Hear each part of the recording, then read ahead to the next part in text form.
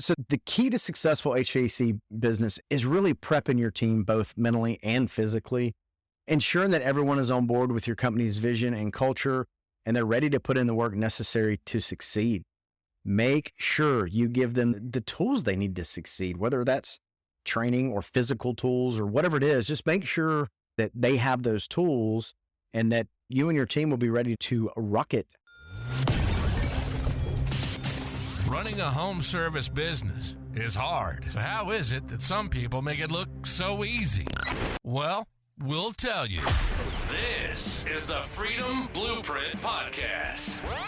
It's always good to hear the wins that successful contractors have. But have you ever thought that the best advice would be to hear about the speed bumps they encountered, the mistakes they've made along the way? We're going to talk about the good, the bad, and the ugly. We want you to be successful and avoid the mistakes others have made. Let's get this party started. Welcome to the Freedom Blueprint Podcast. Now your host, Justin Deese. Hey, and welcome to Freedom Blueprint Podcast. This is a cool episode. We're going to talk a little bit about something different. So we're not going to do an interview platform this time. I want to talk about mindset matters, right? And the reason I want to talk about that now is we're just now getting into summer. And for those of you that are in the HVAC business, this is go time, right? This is the busy time of the year. And so I wanted to share some things with you a little bit on really the steps in order to make this a successful year, right? Because that's the whole goal. You want to make it a really successful year. And really, typically in the HVAC business, this time of year, you're going into overdrive. And really with all that work becomes pressure and stress, but it doesn't have to be all doom and gloom. You can use this time as an opportunity to grow, both as a business owner and really with your team in general. So the most important part of this is having the right mindset. Having an upbeat, positive attitude can make the difference between how successful your team is during the peak season and how much it's not successful. But how do you go about making sure everybody on the team is in the right mindset? Obviously, for most people that are in the HVAC space, they know it's that time of year. But, you know, everybody's different and everybody processes information different. So that's what we're going to discuss in today's podcast is how to create a positive mindset and prepare your team for success during this upcoming busy season. Now, I'm going to talk a lot about HVAC in today's podcast. All of these steps apply to any trades business. And quite frankly, most of it applies to any business and any kind of leadership. But specifically, we're going to talk about HVAC because in our space, HVAC business, and again, I'm in Florida, so you can imagine during the summer, it's really busy. So again, I'm going to keep saying HVAC, but this applies to plumbing. This applies to electrical. They just don't quite seem to have the season swing as we do in the HVAC side of the business. So let's talk about the 6 steps that I believe will help you crush your busy season this year and make this year the best year ever and for your whole business. So step 1 is setting an effective mindset for leaders, business owners. Yes, you can affect the mindset of your team. And I hope you know that. And if you don't, now you know it. Yes, you can affect the mindset. And part of step 1 is how are you and your team, how are you guys getting ready for the HVAC busy season? With obviously the influx of customers, it's essential that everyone from the technician to the helper, to the customer service, to the comfort advisor, to the project managers, everybody's in the right mental space to excel during this period of time. So here's a couple things you can do to set an effective mindset amongst your team. Here's just a couple of tips. Remind them of the past successes. Remind them of the past accomplishments and how great they were, and use them as a source of motivation, which then can come with a little bit of confidence and a little bit more excitement. But showing your team that they have achieved like this, listen, you've survived summers in the past. It'll happen again. And really, when you get those really good results, it starts to lay the foundation of trust and unity amongst your team, which is obviously what we all want. Foster active communication between departments. This is important any time of the year, but this is really important now because time is limited. You've got more calls coming in and jobs to do than you do people to go do them typically, right? So really effective communication is going to be key to the success of really any team, especially when it comes to managing high workload. So encourage each department to interact with one another frequently, openly. If there's an issue going on, make sure they're talking about it. I think a lot of times in the space that we're in, people either do one of two things when it comes to communication. Either A, they don't do it because they're trying to be nice and polite, or two, they do it in a not a great way that is aggressive and it turns everybody off. So just make sure they're doing that so that things aren't getting ugly between teams. Prepare for contingency plans, right? Talk to your team about summertime is coming up. Our volume is going to increase significantly. We are going to hit speed bumps. Go ahead and acknowledge them up front. It's going to happen. There's going to be product that was supposed to be delivered that didn't make it. Customer changes their mind last minute, needs another day. You name it. There's 100 things that can happen. But first thing is just acknowledge that speed bumps are going to happen, but also have an outline of a backup plan, right? And some strategies. Anytime something happens that are unexpected, just make sure to focus on, hey, we're gonna take care of these customers, right? Being adequately prepared, honestly, it really greatly reduces the stress level throughout the team as you communicate with about it. Then when there is a speed bump and the team is feeling confident, sometimes they can look at it and go, okay, let's go do this other install to take care of this customer, or let's take a break today, and all that's good. Another thing is one customer at a time. Again, that should really be the way it's done all the time, but one customer at a time. You can only service one customer at a time if you're a tech or an installer, so just one at a time, right?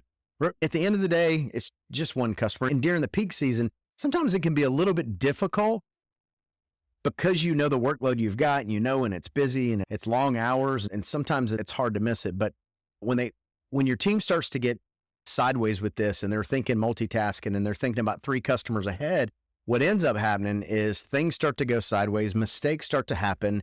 And when those things happen, you start to get customer complaints, issues, things are ordered wrong, things are not completed. And at times you can start getting callbacks, right? And summertime is about the absolute worst time of the year to have callbacks. Again, you got more calls than you have hours in the day and more texts and all these other things. That is really not a good time. So there you go. That's the step 1 about setting an effective mindset and I said earlier for your team, but really it's for you and your team. So step 2 is going to be prepping for the workflow. The workflow during the busy season, it can be overwhelming, right? And then people know it's coming and you're like, oh, here comes the storm and I see the clouds. But really, if you have a good plan, you can prepare your team really to be focused and mentally just ready to get it done, right? So on the mental side, make sure everyone is aware of what's ahead in terms of volume and timeline. Don't pretend it's not going to happen. So when you're having meetings, make sure you're talking about it. At the time of this recording, matter of fact, it's the first day of summer. So with that, being here in Florida, we've already been hot for a little bit. Other areas are just now ramping up. Make sure you're talking to your team about what's coming. It's fine. They know it's coming. Talk about it, acknowledge, and obviously talk about it in a fun and positive way too, to make sure everybody's really on board with you. And what happens when you start talking about it and the timeline and when to expect it is now your team can start to visualize their workload and plan accordingly. Okay, so if I know it's going to be blah, blah, blah, I'm going to probably work more hours. I need to be careful about scheduling things at 4:00 in the afternoon. I'm probably going to be out till 6, whatever that looks like. Just mentally give them the headspace to be able to mentally prepare. Just be prepared for what's coming. Now, on the practical side, you have to make sure everyone has access to all the tools they need to do their jobs effectively and efficiently. Some of the things is everyone trained on the software or softwares that you use, right? So a lot of companies will ramp up during this period of time to keep up with the volume, and all of that is good. But you want to make sure that everyone is still trained. And even if you have to do a little bit of, I'm going to call it a hurry up offense to get people trained. Maybe you got some helpers, whatever software or softwares, right? So some people use just a CRM. So maybe you're using a Service Titan type of thing. And then others use Like with us, we use Slack from a communication standpoint, from tech to tech and office to office. And so just make sure everybody knows how to use those softwares. Make sure you have enough vehicles in order to handle the new volume in the new team. Just make sure you have enough things, because it's disheartening when you have a team that goes out and you go from, let's say you had 5 crews and now you've jumped to 10 crews, but now you're playing chase the vehicle and, hey, do you have this one pump? Oh yeah, I got this one. Hey, do you have the duct? Just make sure everybody's got the right tools and the transportation so you can get the equipment where it needs to be. Obviously, you want to make sure you have enough manpower. That one's a little bit trickier just because there is some ebb and flow during the summertime, but you want to make sure you got enough manpower and they know what they are doing. So really, by making sure all these pieces are in place, I think you can feel ready to tackle whatever comes your way really during the busy season. Be clear with your expectations of your team. The worst thing you can do, and we talked about this a little bit earlier, but I think one of the worst things you can do to a team is keep them in the dark. Because when you don't communicate with them what's coming up or what's going to happen or what's in the works, they start to use their imagination. And let's be honest, if they're using their imagination for what's coming down the pipeline, especially for new people that don't know what to expect, normally when they use their imagination, it's not for good things. It's doom and gloom, and that's what they're thinking. And you just want to make sure that everyone knows what the expectations are. The other thing is, as you have these teams, you need to make sure the install team, especially the install team, they need clarity on who's in charge of each job. So some people run 2-person teams, some people run 3, some run 4. However you do it, it's fine. But there's got to be one person who's the main go-to person, right? And you can call them a leader, you can call them whatever you want to call them. But on that particular job, their job is to QC that job. Even if you have someone else that QCs it after, there's one person that needs to be held accountable for how that job goes. The other thing is, now when you have your expectations and that whoever that crew leader is, are they having their huddles when they start a job? For us, we have the install teams get together. They get together, they walk the job. Typically we run 2, sometimes we run 3, but if we run 3, a third is really a helper, but they still meet and they go over the job and make sure that they're ready to go.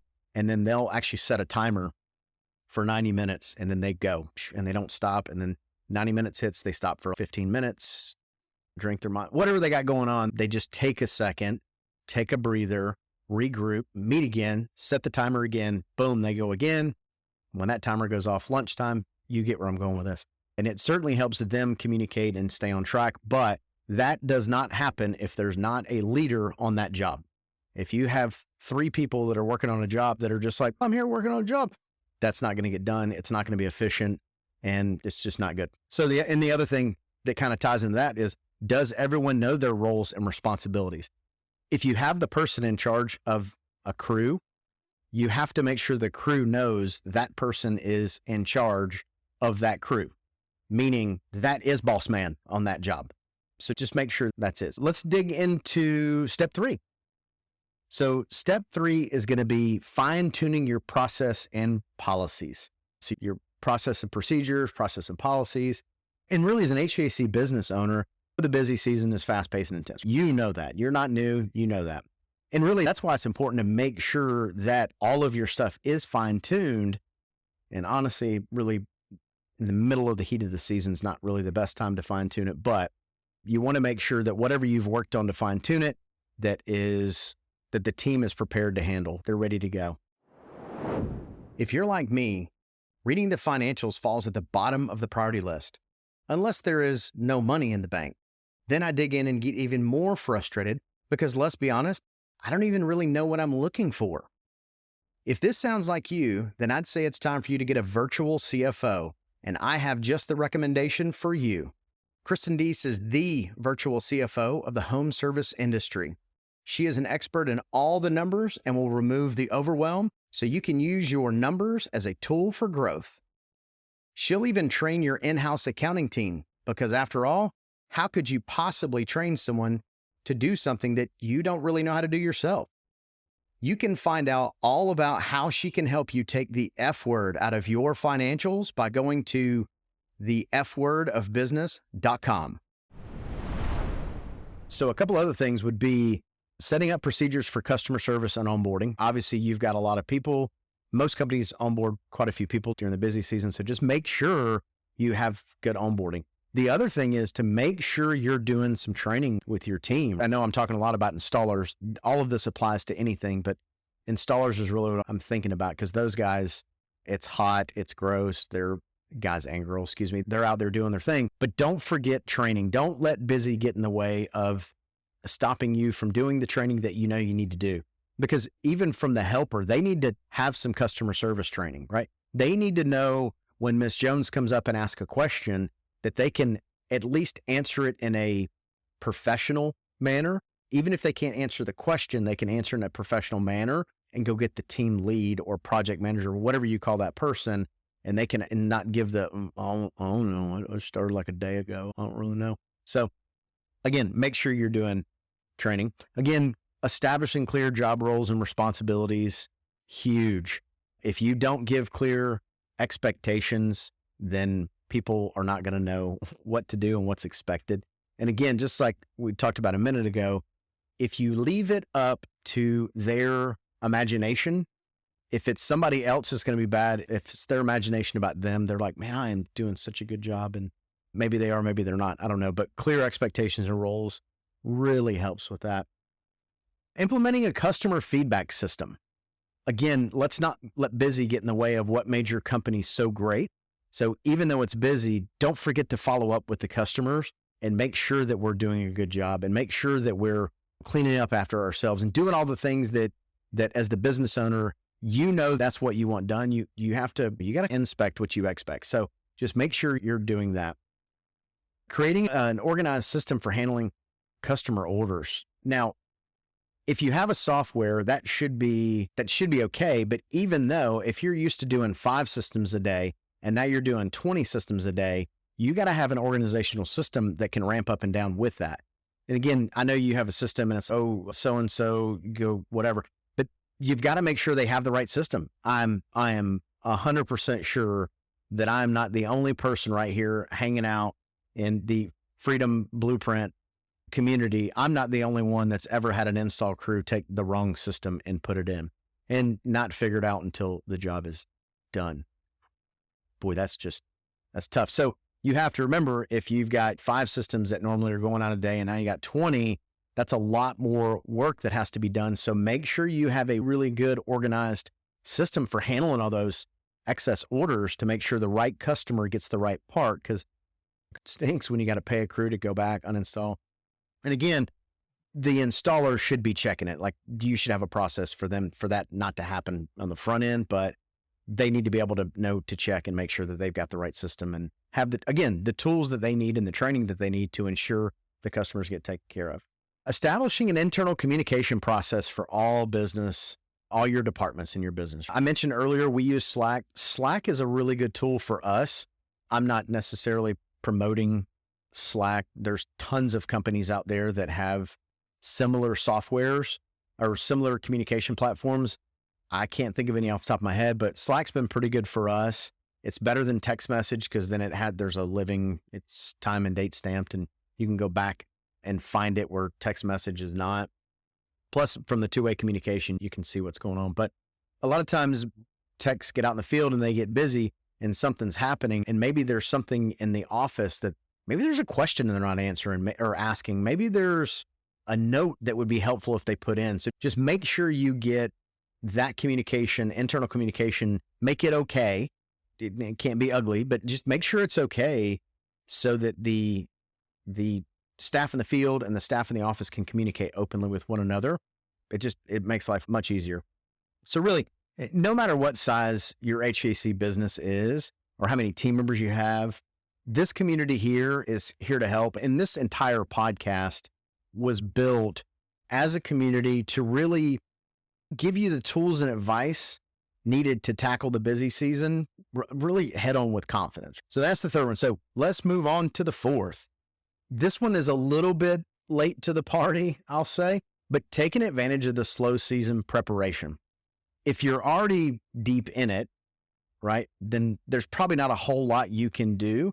But what you can do is make sure that when the busy season's over, that you make it a priority when it does slow down for all the notes that you learn this busy season. So one of the things that's taking advantage of the slow season to prep is time management. Teach the guys time management, right? So even with a full-time staff, let's be honest, if you're an owner operator, then you're probably spread pretty thin during the busy season. And even if you're not an owner operator and you're a service manager, same thing applies. You're going to be spread pretty thin. So really teaching your team members basic time management can help everyone get their stuff done in less time, more efficiency, less frustration, all that kind of good stuff. So this saves, realistically, with good time management skills, yes, busy seasons where you really want to coach and train on that, probably more, or the slower season. The busy season is when it really feels good when they're doing it, but it does give them a little bit of prep work in order to be ready. Also, it helps create a sense of accomplishment when tasks are completed quickly and correctly. Make sure, we talked about expectations earlier, when you have a team that's going out, right? So you have an install team, they should know what the expectation for how long that install should take. They should know that. They need to know, is it 4 hours? Is it 6 hours? Is it an 8-hour job? Is there an attic? Is there all these things? Just make sure they know all that. And again, strengthening communication skills is huge. For instance, like I just talked about, but if you have a AC system that's going in on a job, make sure your system lets the technicians know before they get to the house what to expect. If you're a technician and it's 100 degrees outside and you pull up to the job, hopefully your techs are mentally preparing for what the day is going to look like. But if they pull up there and all of a sudden it's an attic job and they didn't know, it's draining. And I don't mean from the heat. I mean, it's a little bit deflating. And then you're like, oh man, this thing's in the attic. Man, had I known that, I would have brought some of our guys. We have portable ACs that will run up in the attic to keep it somewhat. And in certain temperatures, we won't do them in the attic, right? Safety is first to us. And if it's a certain temperature outside, we're not going to send guys in the attic because it's too dangerous to do that. But every company's got a little bit different process on how they do. And they obviously have cooling vests and some other things. But again, good communication is key when it comes to working together as a team, especially during the busy season. Have your team practice active listening. Learn how to ask clarifying questions and generate meaningful conversations. They've got to ask, and this is internal. So have a meeting with your office staff and your service techs and your install, and have them get together on, hey, what is it that I could do? What information would help you on an install, whether you're physically, mentally, or with the proper tools or whatever prepared? What questions can I ask? It's pretty cool how that affects your team, and the morale of your team will be boosted greatly by just an open dialogue. In my experience, if you don't create that space for them to sit in there and do that and almost make them do it, they won't do it. But when they do it and they start communicating, really cool things happen. The other thing is schedule regular training sessions with your team members. Still, don't forget to talk about things like safety and customer service etiquette, and really maybe indoor air quality sales opportunities. The install crews really and truly, to me, I think, have the greatest opportunity to sell indoor air quality when they're in the home. How many times have you removed a plenum and you're like, wow, that thing looks brand new? If it's a new system, but if it's a more than 5-6-year-old system, it's going to have damage. So they have but you've got to train them to do that. If you don't train them to do that, they don't know the questions to ask. Next thing is going to be, make sure you set the goals for each individual. And this is amongst everybody in your team. Everybody should know what their goals are. And I think the easiest way to think about this is when Friday afternoon comes and they're getting ready to clock out, and whether you work 6 days, 7 days, whatever the last day of the work week, when they go to clock out and they go get in the parking lot, go get in their car and go home, do they know what a good job looks like? Or are they guessing? And if you set good goals, have good KPI metrics that they have access to, then it's not subjective.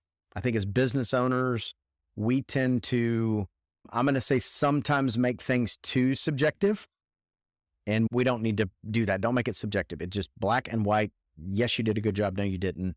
But yes, so you need to set goals for them, and then you need to provide feedback for their progress. That's going to be important. Let's establish specific actionable tasks that everyone must complete before moving on to larger projects. Meaning, let's make sure that your team has a order of operation. Again, I keep talking about installers, but they have a big job, right? It's a big project. You got a lot of equipment, heavy equipment, a lot of moving parts. Make sure that team goes in the order that you want them to go in, right? So for instance, step one should be get the equipment out next to this is just my example, get the equipment out of the truck and whatever, and then start checking serial numbers. You might want to check the serial numbers before they come out of the truck, but some companies, you don't deliver it, it's delivered to the job site. So then whatever it is, before you disconnect anything, step one should be verify model and serial numbers and make sure you have the right unit, right? And you can do that with 100 things. Like even when you get done, making sure the thermostat is working properly, make sure that you can't see the painted wall behind it and it looks terrible. Like just the little processes to go through. Next, step 5 is identify potential pitfalls. Again, there's going to be pitfalls. Start to identify them. Take time to review the current process and procedure and make sure that anywhere your business, as the owner or the leader of the organization, your blind spot, what's your weekend in your business, just make sure that you are spending the time you need to spend on the things that you need the most work, right? So whatever that is, just make sure you're steady, focused on that to make sure you don't drop the ball during this busy time. So there are any areas in your business that may need or that are prone to errors and miscommunication? Of course. Just make sure you have top of the mind. Make sure you have top of the mind awareness and that you're not just turning a blind eye to it and ignoring it. And honestly, with proactive measures, you and your team can prevent hiccups. Often hiccups will happen with big workloads when they get that boom going on. A lot of times that can affect that. And step 6, our last one, leveraging technology to stay active during the busy season. Leveraging technology to your advantage really helps your team stay on top of tasks, complete them efficiently, and increase productivity. And at the end of the day, that's what you want. You want to get as much done as you can in a short amount of time. That's really where profitability starts is a lot of time. If every job is supposed to be 6 hours and you're taking 9, that's all bottom line dollars. So utilize technology. You make sure that they're putting in pictures, make sure somebody's looking at them, make sure they're putting good notes, make sure somebody's looking them over.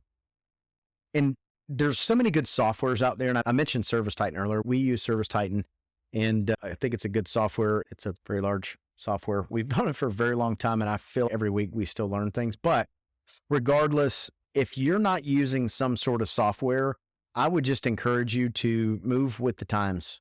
Get a software. They range from all kinds of dollar amounts to help you and your business run more efficiently, and really keeping up with customers and their needs and how you schedule appointments and following up with customers and managing job cost. How about that? Job costing. I know a lot of people don't do that, which hurts my heart a little bit. And my wife, Kristen, is a coach, but she focuses on a virtual CFO program. So she would probably, this is one, she's like, oh, you don't job cost. Yes, you need to job cost. And if you don't job cost, I'm not sure how you built your price book, and then tracking materials, tracking your expenses, tracking your 5-star reviews, and all that stuff can be done fairly easy with good software. And really what it does is it becomes automated, right? So now you got automation in your business, and doing all these things is like one report. So where it used to take, it used to take a while to do job costing. Now you just press a button and you're like, boop, oh, look at that. So really automation, it really can help streamline production. It can reduce labor cost, and it can boost efficiency, which again, that's really what you want. That's what you want in your business. So the key to successful HVAC business is really prepping your team both mentally and physically, ensuring that everyone is on board with your company's vision and culture, and they're ready to put in the work necessary to succeed. Make sure you give them the tools they need to succeed, whether that's training or physical tools or whatever it is. Just make sure that they have those tools and that you and your team will be ready to rock it. So there you have it, the 6 steps to help you crush it your busy season. And I do hope it's the best one ever. So thank you so much for tuning in today. I hope this information has been helpful. And please take something that you learned today and implement it. And I'm going to leave you with this quote. Knowing is not enough. We must apply. Willing is not enough. we must do. That's from Bruce Lee. It's a pretty awesome quote. So again, thank you guys for checking in, and I'm so excited to be here and talking to you guys about the busy season, which is what we're all here for. Until next time, I'm your host, Justin Deese. We will see you soon. You've been listening to the Freedom Blueprint Podcast. Information is useless if not applied. So take what you've learned and go and implement it. We hope you've enjoyed the show. If you did, make sure to like, rate, and review. We'll be back soon. But in the meantime, find us on social media at Freedom Blueprint for Home Services and hit the website at www.freedomblueprintpodcast.com. See you next time.